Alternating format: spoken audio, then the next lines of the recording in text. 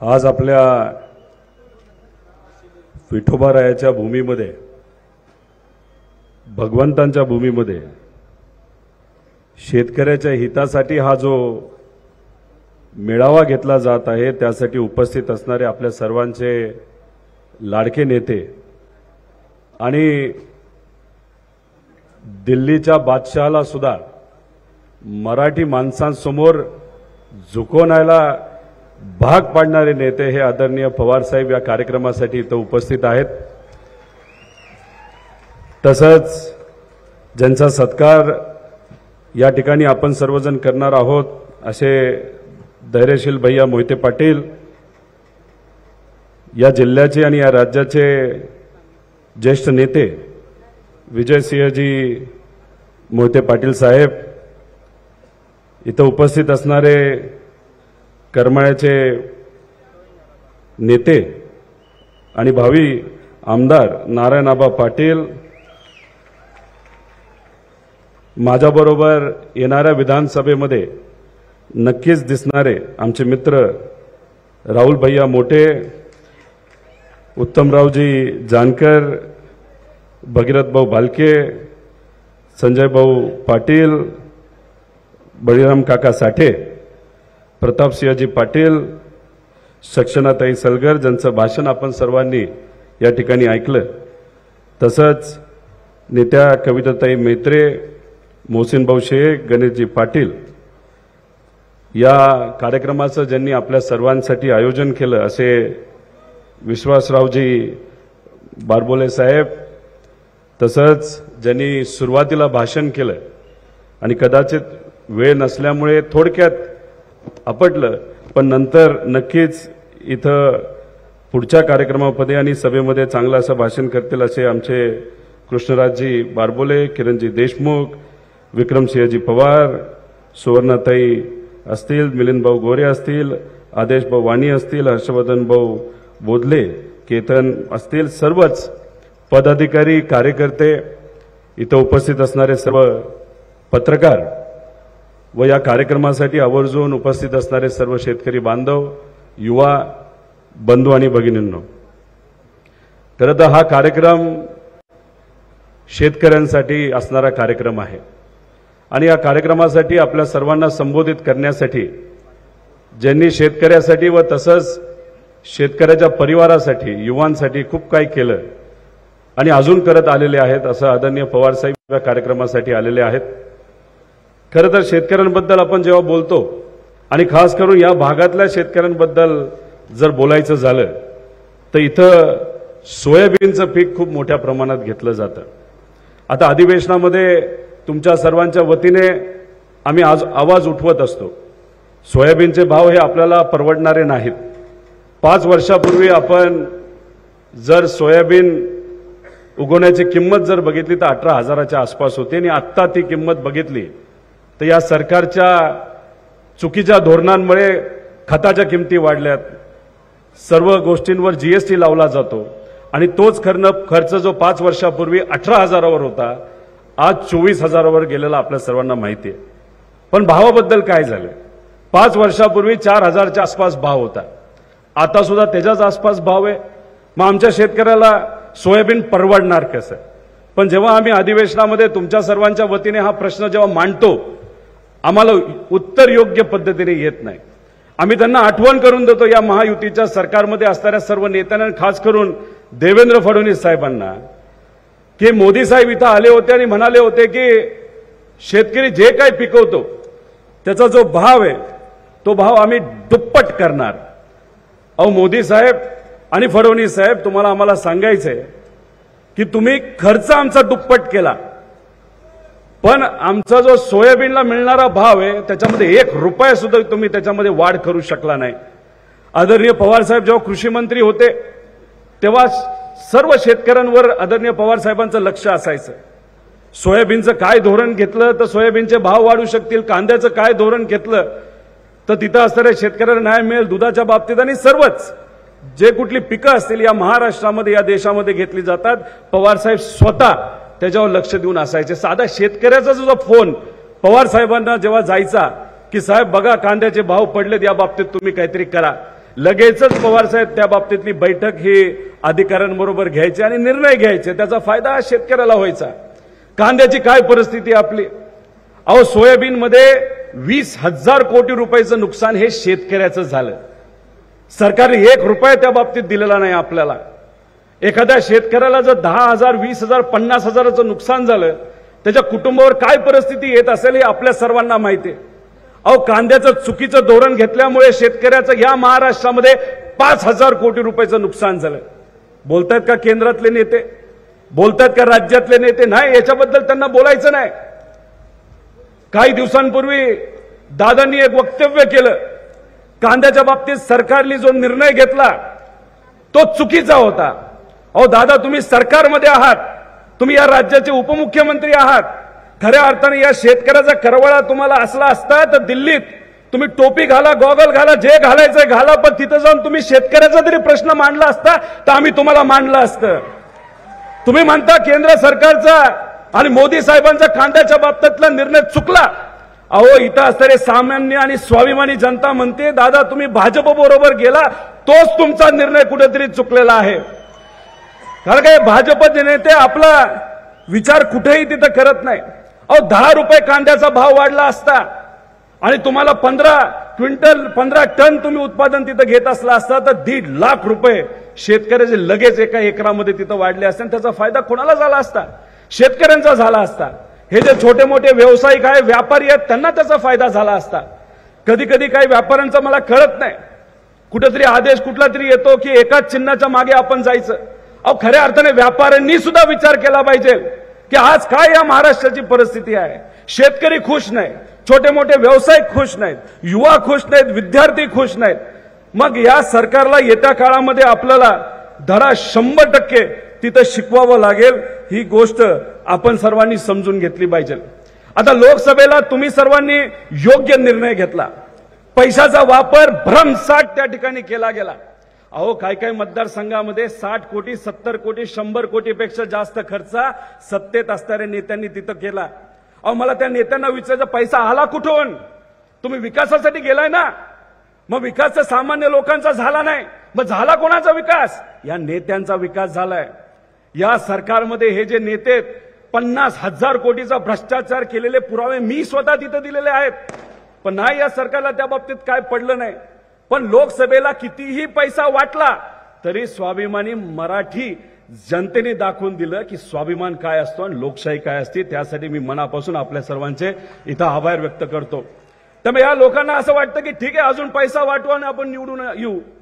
त्याच्यात काही योजना नवीन त्यांनी घाई गडबडीने आणल्या. त्याच्यामध्ये लाडकी बहीण योजना, मुख्यमंत्री साहेब म्हणतात मुख्यमंत्री लाडकी बहीण योजना, अजितदादा म्हणतात माझी लाडकी बहीण योजना, आणि देवेंद्र फडणवीस या योजनेचं नाव सुद्धा घेत नाहीत. अहो या सरकारमध्ये इतका गोंधळ आहे. अहो याच्यामध्ये काही लोक आता गुलाबी रंग घालायला लागलेत.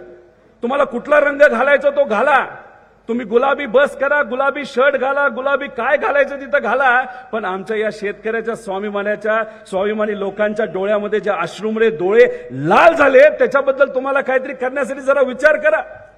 अहो 200 कोटी रुपये तुम्ही एजन्सीला दिला आणि ती एजन्सी जे सांगते ते तुम्ही करत तिथं गेलेला आहात. अरे पण लोक काय सांगतात हे तरी तुम्ही ऐका. पण त्या बाबतीत तुमचं तिथं लक्ष कुठे नाही. आणि मग अशा पद्धतीने तिथं जर काही गोष्टी होत असतील तर कुठेतरी आपल्या सर्वांना विचार करण्याची खरं तर जरूरत आहे. ही जी लाडकी बहीण योजना आहे ती चुकीची नाही असं मी म्हणणार नाही, पण त्याची व्याप्ती वाढवली पाहिजे. पण तुम्ही घाई गडबडीने ही योजना आणलेली आहे.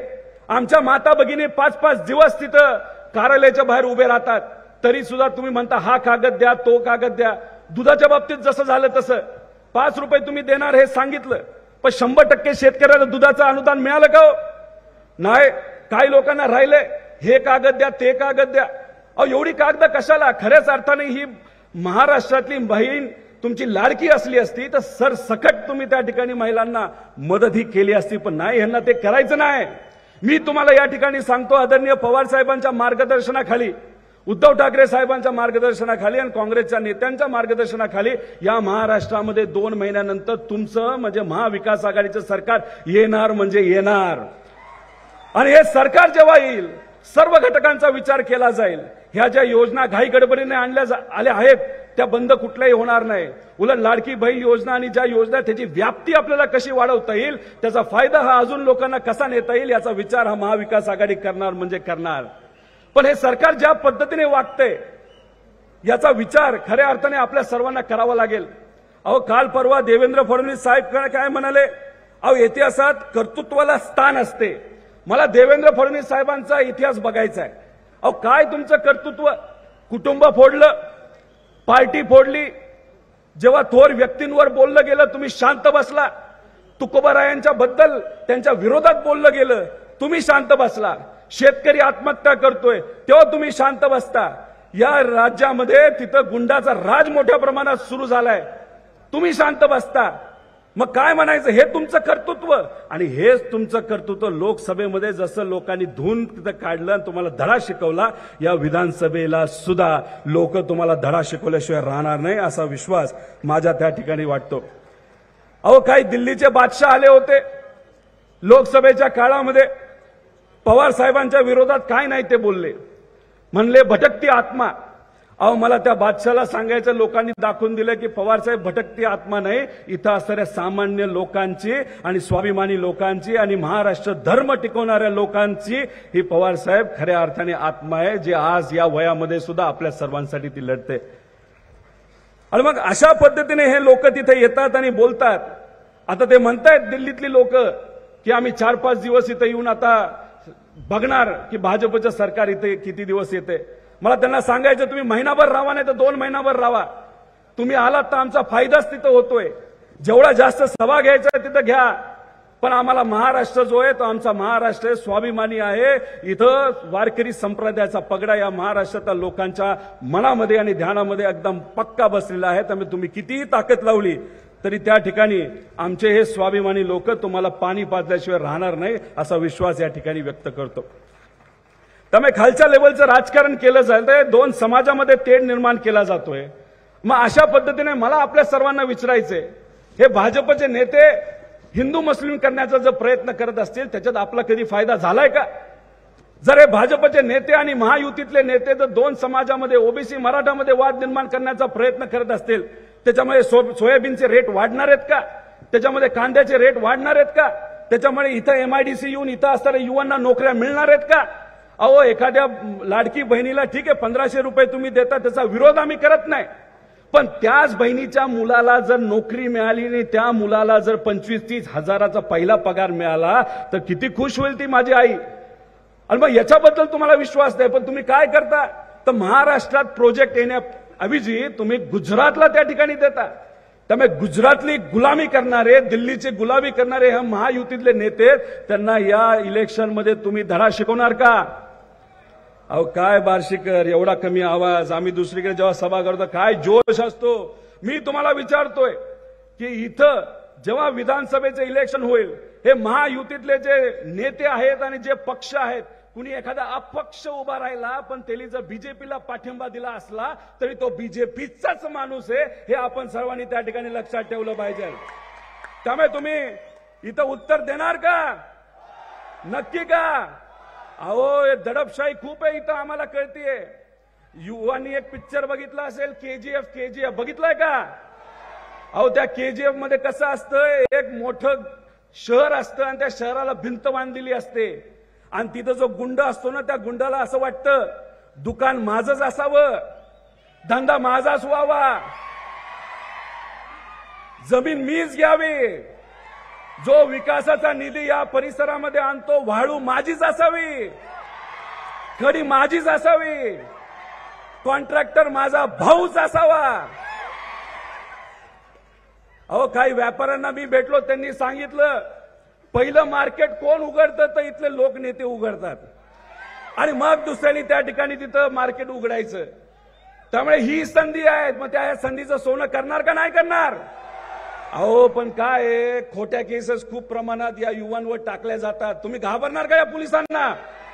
अहो इथं असणाऱ्या पोलीस प्रशासनाला सांगायचंय, पवार साहेब आमचे नेते 2 महिन्यात इथं सामान्य लोकांचं महाविकास आघाडी सरकार येणार आहे, त्यामुळे या सामान्य कार्यकर्त्यांवर इथं असणाऱ्या लोकप्रतिनिधींचं ऐकून खोट्या केसेस टाकल्या तो 2 महिन्यानंतर गाठ आमच्या सगळ्यांची इथं असणाऱ्या पोलीस प्रशासनाला सांगायचं.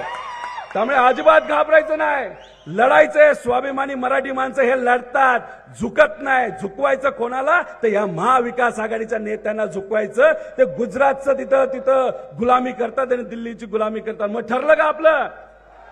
हे फक्त ठरलं म्हणून चाललं नाही. लढणार का? नक्की का? मग चला, मग तुमचं ठरलं असं मी समजतो. इथं खासदार साहेबांचं मी अभिनंदन करतो, तुमचं अभिनंदन करतो की अशा चांगल्या लोकांना आपण सर्वांनी त्या ठिकाणी निवडून दिलेलं आहे. त्यामुळे कितीही कुणी काय बोललं तरी हे इलेक्शन आपल्या सर्वांसाठी अतिशय महत्वाचं आहे आणि या इलेक्शनमध्ये तुम्ही सर्वजण मनापासून सहभाग घ्याल असा विश्वास या ठिकाणी व्यक्त करतो. पवार साहेबांना अनेक नेत्यांना बोलायचं मी आणि तुम्ही सर्वजण उन्हात आहात, त्यामुळे जास्त बोलून आपल्या सर्वांचा वेळ मी घेणार नाही. ही लढाई स्वाभिमानाची आहे, ही मराठी माणसांची आणि आपल्या अस्मितेची आहे. त्यामुळे कुठलाही भेदभाव न करता एकत्र या. महाराष्ट्र धर्म आपल्याला कसा टिकवायचा यासाठी तुम्ही तिथं प्रयत्न करा आणि ही जी दडपशाही आहे, हुकुमशाही ती धुडकावून लावा. एवढंच या ठिकाणी आपल्या सर्वांना सांगतो आणि थांबतो. जय हिंद, जय महाराष्ट्र, रामकृष्ण हरी.